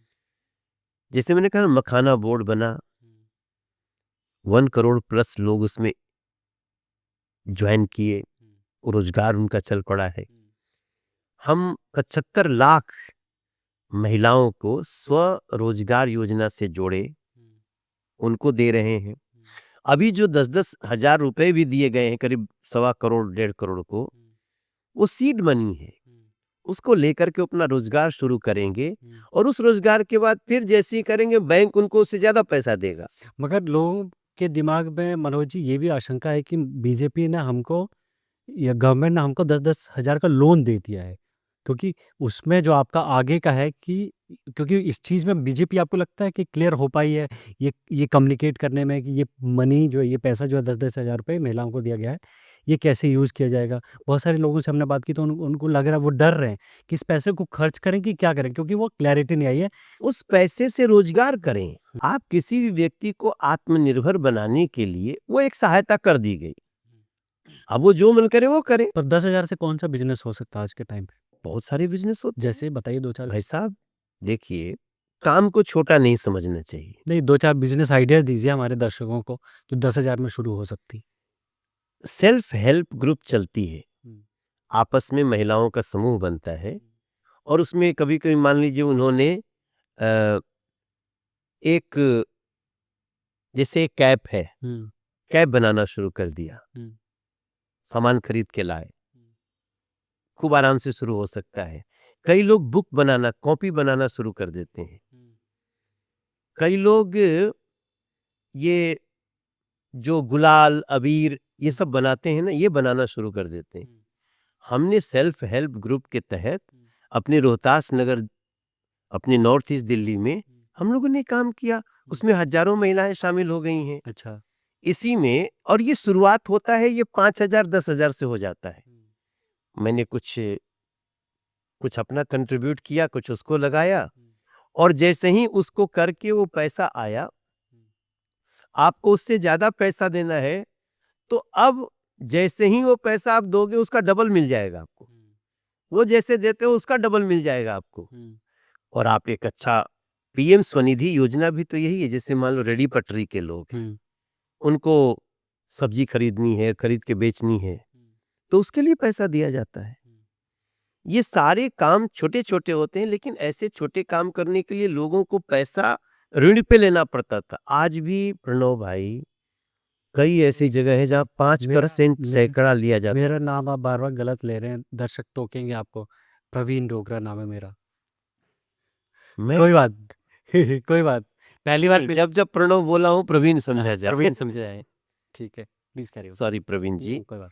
तो इसको जो सबसे कमज़ोर वर्ग है, हुँ, उसके लिए सर ₹2,000 भी बहुत होता बिल्कुल। है। और आपको बताऊँ, आज भी आप तो आस-पास अपने गाँव-वाँव में देख लीजिए, ₹5 सैकड़ा, ₹100 का ₹5 महीना, हुँ, आज पैसे लोग देते होते थे, अभी भी कई जगह दे रहे हैं। बिल्कुल। वहाँ अगर ₹10,000 मिल गया, हुँ, ठीक है। अब आपके ऊपर है ना कि जिस बहन को मिला, हुँ, वो उसको कैसे खर्च करती है। हुँ। पर अच्छा नहीं होता कि अगर ये 1 साल पहले, 1.5 साल पहले मिल जाता, थोड़ा-सा प्लानिंग होती, गवर्नमेंट कम्युनिकेट कर पाती, उसकी सही pros and cons, dos and don'ts बता पाती। अभी इलेक्शन से पहले तो नेता भी एकदम चुप्पी-साधे वो बोल रहे हैं, नहीं, नहीं, खर्च कर लीजिए। मगर उसमें ना तो पूरा कम्युनिकेशन हुआ है, ना उनको क्लैरिटी मिली है कि इसका करें क्या? ये थोड़ा-सा नहीं, टाइमिंग को मुझे लगता है कि हमारे जितने भी लोग, जहाँ से ये सब कुछ सिस्टम हुँ, लोकल जो हमारे अधिकारी होते हैं, हुँ, बीडीओ होते हैं, हुँ, इन सब लोग जो उनसे मिलते-जुलते हैं, हुँ, पंचायती व्यवस्था के तहत वो बता रहे हैं। हुँ, सबको समझाया जा रहा है। प्रधानमंत्री जी, मुख्यमंत्री जी स्वयं बता रहे हैं, हम भी बता रहे हैं हुँ, कि आपका पैसा है ये, हुँ, आपको मिल गया।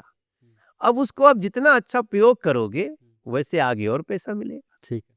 इसको अभी अमित शाह जी ने बड़े स्पष्ट शब्दों में कहा, हुँ, ये सीड बनी है। हुँ, इससे आप आगे और भी बहुत पैसे बैंक से पा सकते हो। हुँ, और मुझे लगता है कि बिहार के लोग इसको करेंगे।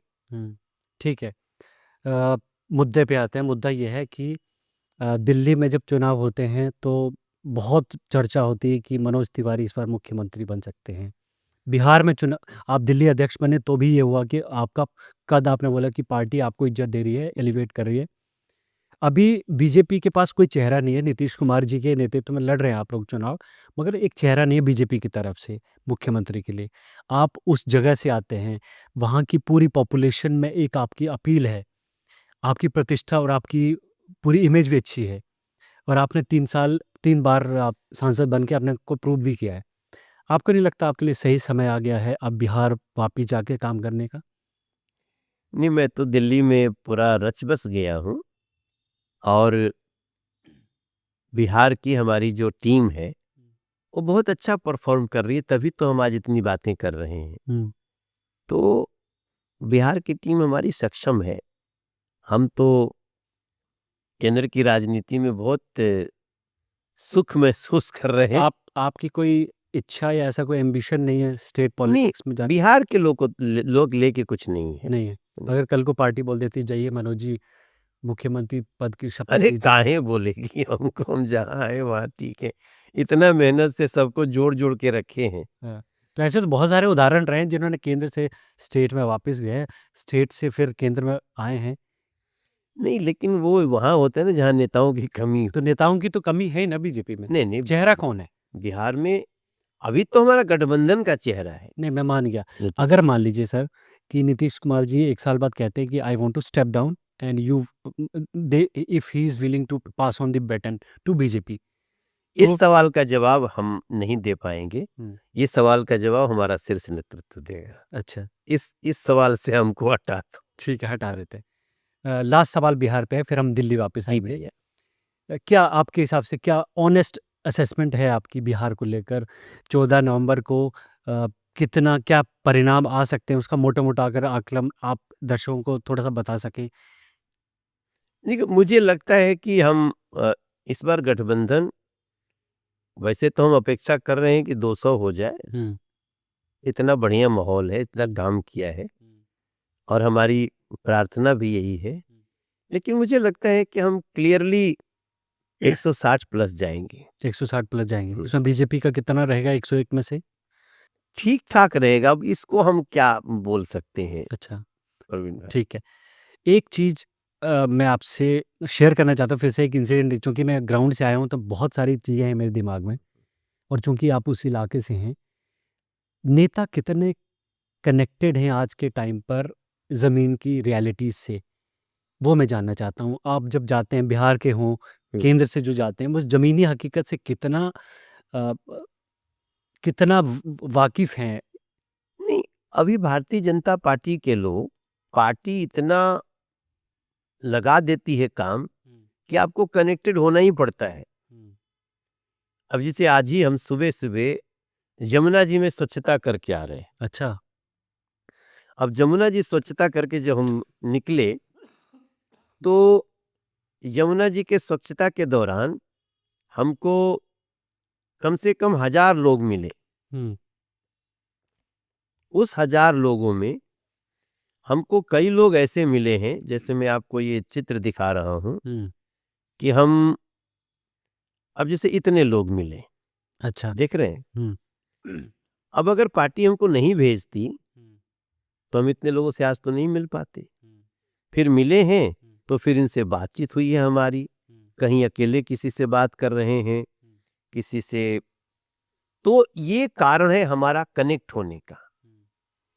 पार्टी भाजपा के शीर्ष जो वरिष्ठ नेता हैं, उनको भी जमीन पे जाने के लिए उनको काम ऐसा दिए है कि जाना ही पड़ता है और जाओगे तो आपको तो पता आपके रोस्टर में रहता है ये कि आज आपको यमुना के घाट पे जाना है, आज पार्टी आपको से आ जाता है। छठ के घाट पे कुछ हमारे अपने रोस्टर होते हैं, हाँ, कुछ पार्टी के रहते हैं। अच्छा, अब ना भाजपा का पदाधिकारी बनना भी हाँ। उस सामान्य कॉर्पोरेट बात। जॉब है क्या भाजपा में? कॉर्पोरेट जॉब की तरह है कि आपकी आपके वो जो एक केआरए होते हैं वो सेट हो जाते हैं साल के? देखिए, कॉर्पोरेट जॉब तो नहीं, किसी कॉर्पोरेट में तो वेतन मिलता है। नहीं, मतलब माइनस सैलरी कर दीजिए। मतलब केआरए सेट होते हैं? कि ये क्या होता है? केआरए मतलब ये होता है कि आपको ये अचीव करना है पूरे साल में हाँ, और फिर लास्ट में असेसमेंट होती है। असेसमेंट होता है। हाँ, जी, कि बिल्कुल होता है। आपने कौन सा टिक हुआ कौन हाँ, पूरा फ़ोटो-वोटो सब डालना पड़ता है। काम करके बताना भी पड़ता है अच्छा, और अगर उसमें आपका नहीं है, हुँ, तो आपको बाद में एक लेटर भी आएगा अच्छा, कि बेटा तुम्हारा ये है तुम्हारा परफ़ॉर्मेंस। स्पष्टीकरण भी आता है? हाँ, अच्छा, और स्पष्टीकरण नहीं, हाँ, पूरा काम कर कि ये आप नहीं किए हो। कि पेंडिंग है। हाँ, अच्छा, ओवरटाइम करना पड़ता था। नहीं पड़ता है। अच्छा, देखिए, भारतीय जनता पार्टी का अर्थ अब सेवा है। अच्छा। प्रधानमंत्री प्रधान सेवक हैं, हुँ, हम सेवक हैं। हुँ, सेवा ही हुँ, हमारी पार्टी का मूल आधार है। अब जो हम ये फोटो दिखाए आपको, तो हम तो जाकर के अभी छठ के लिए स्वच्छता कर रहे हैं। आगे प्रधानमंत्री जी के जन्मदिन को हम सेवा पखवाड़ा बना देते हैं। पंडित दीनदयाल जी उपाध्याय के दिन पे हमको सब हेल्थ कैंप लगाने पड़ते हैं। बाबा साहब अम्बेडकर जी का जयंती आता है, तो उस पे हम लोग सेवा ही करना है। ठीक। जो बड़ा दिन आया, या तो मैराथन कराओ, स्पोर्ट्स अलग से कराना पड़ता है, संसद खेल प्रतियोगिता, संसद सांस्कृतिक प्रतियोगिता। तो दूसरी पार्टी ना मैच ही नहीं कर सकती बीजेपी को। ठीक है। यही सवाल दिल्ली से जुड़ा हुआ, अभी आपने जो कि यमुना घाट की बात करी। जी, अभी दिवाली बीती है, बहुत सोशल मीडिया पे चल रहा है, एक तरफ बीजेपी खड़ी है, एक तरफ आम आदमी पार्टी खड़ी है। कल तक जब आम आदमी पार्टी पावर में थी, तो अपोजिशन में आप लोग थे, तो आप जी। लोग सवाल उठाते थे। अब हाँ। सेम काम आम आदमी पार्टी कर रही है, थोड़ा जल्दी उठाने लगी। जल्दी उठाने लगी। हाँ। तो पटाखों को लेकर जो अभी पूरी बहस चल रही है, क्या आपको नहीं लगता कि बीजेपी ने पटाखों को लेकर पटाखों को इतना प्रोपेगेट किया है। कि हर कोई पटाखा जलाए, हर कोई उसको दिवाली से इतना ज़्यादा जोड़ दिया कि ये जो दिवाली की रात गई है, एक रिपोर्ट कहती है कि ये पिछले 3 साल में सबसे प्रदूषित दिवाली की रात थी। बट एक्यूआई तो ऐसा नहीं बता रहा है। AQI भी 400 के करीब है। तो 400 तो बिना वेरी पटाखा पुअर, बजाए भी होती थी। वेरी पुअर कैटेगरी में। जब किसी शहर का, मैं ये जानना चाहता हूँ, और यहाँ पर दिल्ली में वो लोग रहते हैं जो सोचते समझते जानते हैं फैक्ट्स को, ठीक है। जहाँ जिस शहर का AQI वेरी पुअर कैटेगरी में पहले से ही है, सरकार सुप्रीम कोर्ट जाती है, ग्रीन क्रैकर्स के नाम पर परमिशन लेती है, और तमाम लीडरशिप जो भी पार्टी से जुड़े हुए नेता हों, कोई भी हों, वो वीडियोस डाल डाल के सोशल मीडिया पे अपील करते हैं कि खूब पटाखे जलाइए, और इसको ऐसे प्रोजेक्ट किया जाता है कि पिछली सरकारों ने आपको जलाने नहीं दिए हैं, कुछ एंटी धर्म के काम किया, मतलब एंटी हिंदू काम किया। तो इस तरह के जो इवॉल्विंग सोसाइटीज़ है, वहाँ पर आपको नहीं लगता पटाखों जैसी चीज़ को प्रोपेगेट करना जायज़ नहीं, जहाँ पे छोटे बच्चों को इससे हार्म होता है, बुजुर्गों को इससे हार्म होता है, पशुओं को इससे हार्म होता है, और हम एक ऐसे शहर में रह रहे हैं जो ऑलरेडी प्रदूषित है। 2 बात है। जो आपकी जानकारी एक बात की है कि हम ये पटाखा हैं कि ज़ोर-शोर से पटाखा बजाइए, हम ये नहीं कहते। हम ये बहुत कहते सारे नेताओं ने सर दूसरी बात हम कहते हैं कि पीछे पटाखे बैन किए गए, दिवाली पे ही पटाखा बैन क्यों? हमारे त्योहार पे ही पटाखा बैन क्यों? सनातन त्योहारों को भी टारगेट क्यों? बकरीद पर क्यों नहीं चर्चा हुई कि बकरे कितने कट रहे हैं? हम ये बात करते हैं। तो यहाँ आम आदमी पार्टी जैसे लोग भेदभाव करते हैं। अच्छा, हाँ, हम लोग ये नहीं कहे, हम तो ग्रीन क्रैकर्स की बात कर रहे पर हैं। ग्रीन क्रैकर्स में भी धुआं तो है सर। ठीक है, धुआं है, लेकिन साल भर में जितनी रिपोर्ट्स आई है, वो रिपोर्ट्स बताती है कि आपके एक दिन के पटाखे से आपका 1 महीने का या साल भर का पॉल्यूशन नहीं होता। जहाँ तक रही एक्यूआई की बात, अभी इस बार पटाखे बजाने के बाद भी 367 एक्यूआई रही, और पटाखे नहीं बजे थे तब 400 एक्यूआई थी उस रात, पिछली दिवाली में। इसलिए हमारा मानना है कि हमें और जो रास्ते हैं वो हम ले रहे हैं ना, नॉर्म्स। आज देखिए इलेक्ट्रिक व्हीकल्स को हम सपोर्ट कर रहे हैं, इलेक्ट्रिक व्हीकल्स की बसें आ रही हैं, ईवी बसें आ रही हैं। हम जो ये हाइब्रिड गाड़ियां हैं, जो जैसे ही आप 40 के नीचे आते हो या चौराहे पे रुक जाते हो तो उसकी बंद हो जाती है और इलेक्ट्रिक पे आती है। हम इतने सारे काम करने, UR2 बना रहे हैं, गाड़ियां तेजी से निकल रही हैं, उसको भी तो देखिए। मगर सर ये जो टाइम है अक्टूबर, नवंबर, दिसंबर वाला, ये आपको पता है कि दिल्ली में बहुत गैस चैम्बर बन जाती है दिल्ली। ऐसे में आपका भी एक बयान आता है कि आपने कहा कि दिल्ली की हवा को साफ करने के लिए 2 ढाई साल लगेंगे, आपका ये बयान आता है। साथ ही साथ दिल्ली के जो पर्यावरण मंत्री हैं, उनका एक बयान आता है कि ये जो क्लाउड सीडिंग का मामला था, आर्टिफिशियल रेन का, पहले जब बीजेपी ऑपोजिशन में थी, तो ये बोलती थी कि अगर हम आते हैं तो क्लाउड, और आपके मैनिफेस्टो में भी था ये कि आर्टिफिशियल रेन लगातार होगी। अब वो कह रहे हैं कि जब क्लाउड आएगा तभी आर्टिफिशियल रेन पॉसिबल है, साइंटिफिकली पॉसिबल नहीं है।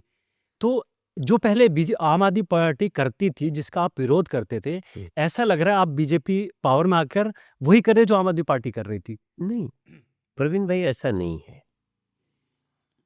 क्लाउड सेडिंग की जो बात है, उसमें हमारी टेक्निकल तैयारी सब कुछ ओके है। अब उसमें जो आप बात कह रहे हैं ना कि क्लाउड होने चाहिए, तो ये एक अलग बात है जो हमारी तैयारी हम कर रखे हैं। दूसरी बात, हम ऑलरेडी इसी दिल्ली में 699 और 700 तक एक्यूआई जाती थी।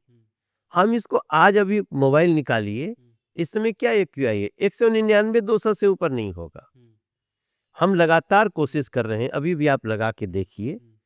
तो कई साधन हैं, हम UVR2 बना रहे हैं, UVR3 बना रहे हैं, हम द्वारका एक्सप्रेस बना रहे हैं, बाहर बाहर गाड़ियों को ईस्टर्न वेस्टर्न पेरीफेरी बना रहे हैं। तो ये सब कुछ करके हम पोल्यूशन मिनिमाइज करेंगे। और इसमें किसी को, दिल्ली के लोगों को, किसी को भी ये भ्रम नहीं होना चाहिए कि हमारी कोशिश पोल्यूशन बढ़ाने की नहीं है, घटाने की है। और इस पे हमारा रोज कार्य चलता है। रही बात, हम चाहते हैं कि दीपावली के जो उत्साह है, उत्सव है, उसको मत मारो। उसके साथ साथ हम ये भी कहते हैं, हम खुद पटाखा बहुत नहीं जलाते, आप नहीं देखे होंगे जलाते हुए, लेकिन जिनकी इच्छा है उनको जलाने दो। और उनको कहते हैं, भैया ग्रीन क्रैकर्स जलाओ, कम जलाओ, दिल्ली आपकी, हमारी है, सबकी है।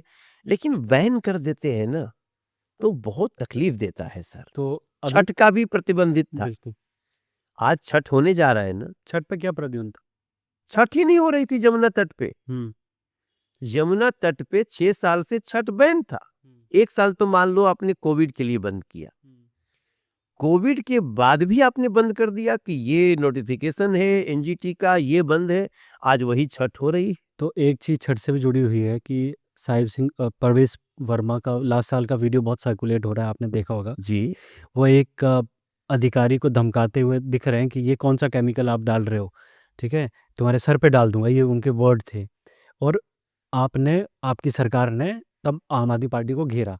आज सेम केमिकल बीजेपी सरकार जो है वो यमुना में डाल रही है और आम आदमी पार्टी के जो लीडर हैं वो इसका वीडियो बना रहे हैं।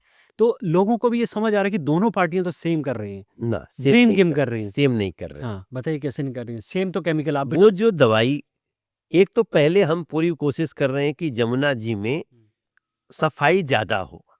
उसके बाद भी अगर कालिंदी कुंज के पास जो बहुत झाग हो जाते हैं, उस झाग को खत्म करने के लिए हमने जो केमिकल यूज किया वो छठ के 8-9 दिन पहले किया है। वो छठ के दिन करते थे। प्रवीण भाई, जब तक इसको हम नहीं समझेंगे ना, हम लोग भी कीटनाशक दवाइयां तो छिड़कते हैं, लेकिन छिड़कने के बाद तुरंत फल तोड़ के थोड़ी खा लोगे आप। You have to be careful. Pravesh Verma का जो इशू था, मैं भी था उस दिन, हम जब गए और कल छठ है और आज आप डाल रहे हैं, उसको हमने रोका था। अगर आप वही थोड़ी मात्रा में, अगर हम 10 दिन पहले वो छिड़काव किए हैं, तो 4-5 दिन बाद तो उसका कोई असर नहीं रहेगा और उसको हमको पानी की जो झाग है उससे मुक्ति मिल जाएगी। तो इन दोनों में अंतर है सर। आप तो बस जागे अचानक और झाग दिखने लगा, चूंकि मनोज तिवारी, प्रवेश वर्मा और वीरेंद्र सचदेवा चले गए, तो आपको लगता है जल्दी उसको बुझाओ, अरे कल इसमें लोग घुसने वाले हैं, जान लोगे। तो ये जो उनकी तैयारियां नहीं होती थी, बहुत सारी ऐसी चीजें हैं प्रवीण जी, जिसमें हमको तैयारी समय से करनी पड़ती है। इस साल भी तो दिल्ली गई है, बारिश हुई है, लेकिन हमारा ये जो मिंटो ब्रिज है नहीं डूबा। मगर दिल्ली में बाकी जगह तो जलभराव की वीडियोस तो बहुत आई सर। नहीं, जलभराव के वीडियो आएंगे, पानी होगा, 1 घंटे में निकल जाएगा। लेकिन मिंटो ब्रिज में गाड़ी डूब गई, उसमें आदमी डूब के मर गया, ऑटो वाला मर गया, ये तो समाचार आपको नहीं मिला, क्योंकि हमने पहले से तैयारी की।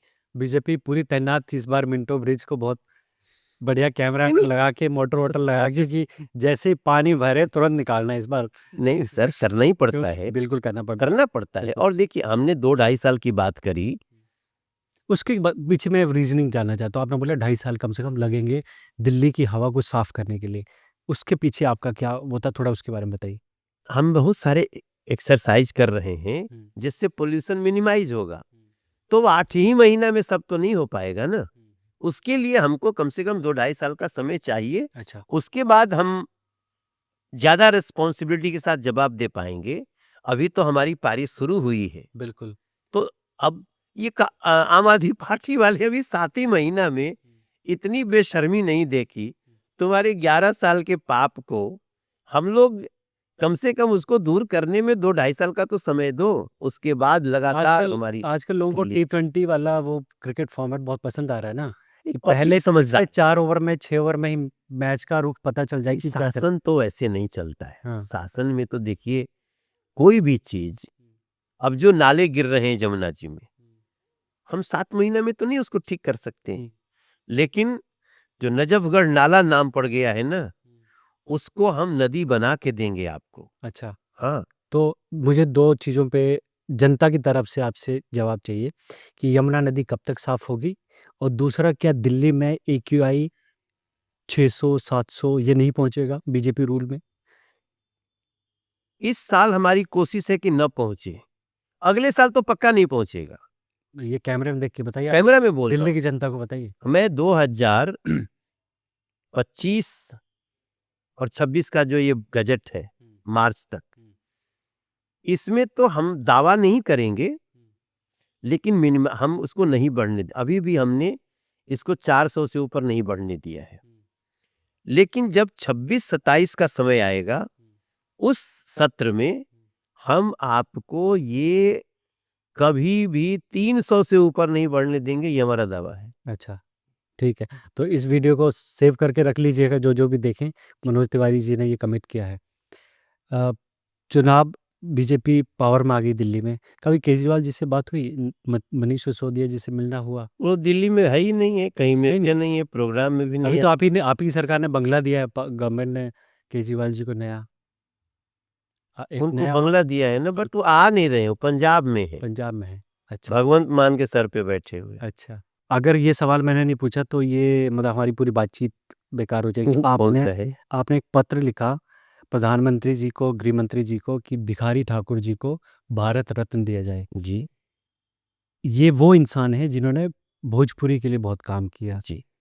और आप पे ये इल्ज़ाम रखता है कि आपने भोजपुरी का नाम खराब किया शुरू-शुरू में जब आप कलाकार बन रहे थे। हम? हाँ, अरे हम आपने तो बहुत अच्छा अश्लील गाना गाया, अश्लील फ़िल्मों का कि, और आज आप उनके लिए भारत रत्न। क्या ये प्रायश्चित है आपका उस इनिशियल जो आपसे नहीं, आपसे नहीं। गलती हुई थी, क्या है? प्रवीण भाई, हमारे सब गाने बहुत ही सुसंस्कृत हैं। नहीं, नहीं, कुछ-कुछ तो हैं। नाम थोड़ा बताइए, नाम अब बताइए। मैं वहाँ का हूँ नहीं, मगर कभी-कभी हमारे तो हमारे जब नहीं हो, हमारे मोबाइल पे बजता था तो आपने घर वाले रिसर्च बोलते हैं बंद कर दीजिए। आप प्रवीण जी रिसर्च करके आते हैं। मैं मैं भिखारी ठाकुर जी का हुँ, सच्चा शिष्य हूँ। अच्छा, कैसे बताइए थोड़ा? उनकी उनकी जो भिखारी ठाकुर जी, महेंद्र मिश्र जी की जो विधा है, उसको हमने आगे बढ़ाया है। और भी लोग हैं, ऐसा नहीं कि मैं ही केवल हूँ। शारदा सिन्हा जी हैं, भरत शर्मा जी हैं, बहुत सारे लोग हैं। वर्तमान में भी कई लड़के बहुत अच्छा-अच्छा गाना गाते हैं। हम तो अच्छा गाने वालों में हैं। मेरा गाना या तो सैटारिक होगा, व्यंग्यात्मक होगा, या तो कभी-कभी कुरीतियों को चोट पहुँचाने वाला होगा। जैसे हम भ्रूण हत्या के खिलाफ गाना गाते हैं। हम जंगल राज के खिलाफ गाना गाते हैं। हम नदियों को बचाने का गाना गाते हैं। और हम जैसे हमारा गाना रिंकिया के पापा भी हमारा गाना है। बहुत फेमस है सर वो तो। हाँ, तो रिंकिया के पापा गाना अब उसको वो एक हँसी-खुशी का गाना है। हम अपने रीत-रिवाज की बात कर रहे हैं। तो मनोज तिवारी एक ऐसा सिंगर है, आपको मैं प्रवीण भाई आप पूरा कभी शोध करिएगा। आप इतना बोल दिए ना, मुझे लग रहा था मुझे तीर मारा जा रहा है। अच्छा। क्योंकि मैं तो अभी भी मेरा गाना आया है, ए राजा जी, हे राजा जी ये करे ताराहल, हाँ जरूरत मुहूर्त खूबसूरत। अब बताइए, हम तो एकदम घाटी देहाती गीत को ऊपर पहुंचा रहे हैं। अभी हमारा गाना आया है, अरे माटी को सोना करने वाली कलाकारी हैं जी, हाँ हम बिहारी हैं जी। तो अभी हमारा छठ का गीत आया है, हाँ, थोड़ा गुनगुना दीजिए, अभी छठ आने वाली। कि मटिए के चूल्हा पर छठी मैया हम्म, ठेकुआ दिहनी पका, हम्म, नेमू नरियरवा से छठी मैया हम्म, दौरा लिहली सजाए। हम्म। तो हमारा तो हर गीत, मैं कोई भी गीत अश्लील नहीं गाता, इनिशियल जब करियर की शुरुआत कर रहे थे, कभी तब भी किसी एक गाने को लेकर आज आप सोचते हैं कि नहीं यार, ये नहीं करना चाहिए था मुझे? नहीं, कोई ऐसा गाना नहीं। और कई इंटरव्यू से आपने कहा है कि उसमें मैं भी थोड़ा-सा आपने एक इंटरव्यू में कहा कि 10% अच्छा काम कर रहे हैं, 90% अब ऐसा हो गया, और 90% में मेरा भी थोड़ा योगदान रहा है, जिसके लिए मुझे थोड़ा-सा वो होता है। नहीं, नहीं, नहीं, नहीं, गानों के बारे में नहीं कहा हूँ। अच्छा, मेरा गाना कोई वल्गर हो ही नहीं सकता, अच्छा, जो मैं अपनी माँ के साथ बैठ के ना सुन सकूँ। अच्छा। मेरा यही तो जीवन भर की कमाई है प्रवीण जी। मैं अपना गाया हुआ हर गीत अपने परिवार में बैठ के सुन सकता हूँ। मैंने कोई ऐसा गीत और हर फ़िल्म आप देख सकते हैं परिवार की, जो भी आप नहीं, फ़िल्म नहीं देख सकते, फ़िल्म में हो सकता, क्योंकि फ़िल्म पर तो मेरा बस नहीं है ना। हुँ, फ़िल्म में क्या दिखा देगा डायरेक्टर, प्रोड्यूसर, उसको मैं क्या बोलूँ? हुँ। सबसे फ़ेवरेट आपका अपना गाना कौन-सा है? वो एक बार दर्शकों के लिए 2 लाइन अगर आप गा सकें तो? नहीं, हमारा जो फ़ेवरेट गाने हैं, उसमें ओ जिया हो बिहार के लाला, जिया तू हजार साला, जिया हो तू घोर भुआला, जिया 10,000 साला, जिया तू हजार तनी नाची के, तनी गाई के, तनी नाची गाई सबके मन बहलावाए भैया ओ भैया। ये सब हमारे बहुत प्रिय गाने हैं। हमारा एक गाना है, हम बिहारी दिल बाटे भोला भाला, यूपी के भैया हमरे के बोलल जाला, पूरब के बेटा हमनी के बात निराला, हमरा के मत बुझिया का बुझेला तू। सिंपल सर, सा। आपकी पॉपुलैरिटी का एक पैमाना मैं आपको बताता हूँ। मैं भोजपुरी भाषी नहीं हूँ, मैं हिमाचल से आता हूँ। मेरी पत्नी वहाँ की हैं, और एक हम ट्रिप पे गए कश्मीर, और रास्ते में हमने वो गाना चलाया, ऊपर वाली के चक्कर में लइका बहुत लड़का खूब पिटाइल बा। पिटाइल बा। वो अब वो उसके लिरिक्स ऐसे हैं कि मुझे कुछ समझ नहीं आ रहा है, हाँ, मगर मैं गेस कर रहा हूँ उसमें, और पूरा उसमें जो भी आपने उसमें गाया, तो मैंने पूरा गेस कर लिया। इंसिडेंटल गाना हाँ, है, एक कहानी है। ज हाँ, थोड़ा-सा वो गाना गा दीजिए। ऊपर वाली मतलब हमारे मैं फ्लैट समझ के ऊपर है, ठीक ना? ऊपर वाली के चक्कर में लड़का को पिटाइल बा, लड़की के हो पहला प्रेमी पुलिस लेके आइल बा, लइका रोवत बाटे जाके बाजार में, झूठे हम फंस गइली गोरी के प्यार में, काहे के कहली I love you Sanwariya, police उखाड़ी अब हमारी बबरिया, बबरिया मतलब मेरा दिल का चोटी बात। चोटी उखाड़ दी। जी, जी। ठीक है। Thank you so much Manoj Tiwari ji, अपना समय देने के लिए, इतनी दिलचस्प मुझे भी बहुत बातचीत अच्छा के लगा लिए। आपसे बात करके। और हमने कोशिश की कि एक राजनेता के मन में क्या चलता है, दिमाग में क्या चलता है, एक अभिनेता के दिमाग में क्या चलता है, वो कैसे सोचता है, और समाज को, देश को, राजनीति को कैसे देखता है, यही प्रयास हमने इस पूरे पॉडकास्ट में करने का कोशिश किया। आखिर में एक सवाल अगर मैं पूछ सकूँ तो, आप जब सुबह उठते हैं, तो जब पहली आँख खुलती है आपकी, तो आप एज़ अ पॉलिटिशियन उठते हैं अब, कि एक कलाकार की नहीं, तरह? आजकल मैं एक पिता के रूप में उठता हूँ। वाह! मेरी 2 बच्चियाँ हैं, हुँ, वही जगाती हैं, अच्छा। क्योंकि मैं रात में देर से आता हूँ। हुँ, वो कभी-कभी ज़बरदस्ती जगा देती हैं। हुँ, नहीं, वो एक एक 3 साल की होने वाली है, हुँ, एक 5 साल की होने वाली है। हुँ, तो मैं एकदम सुबह-सुबह तो पिता ही रहता हूँ हुँ। और बहुत एन्जॉय कर रहा हूँ। और कितनी देर लगती है आपको ये आइडेंटिफ़ाई करने कि मेरा रोल अभी राजनेता का है कि अभिनेता का है? वो तुरंत जैसे उनके साथ बाहर आता हूँ, पता चलता है बहुत लोग आ गए ऑफ़िस में, तो तो वो समझ। तुरंत नेता आ जाता है। अच्छा। हाँ। ठीक है, शुक्रिया हमसे बात करने के लिए, मनोज जी, हमें समय देने के लिए। आपको ये पॉडकास्ट कैसा लगा? आप अपना कोई कमेंट हो तो ज़रूर बताएँ। आप बिहार की राजनीति, बिहार के जो चुनाव हैं, उसको कैसे देखते हैं? आप एनडीए, महागठबंधन और प्रशांत किशोर की जन स्वराज के बारे में क्या सोचते हैं? कमेंट बॉक्स में ज़रूर बताएँ। शुक्रिया।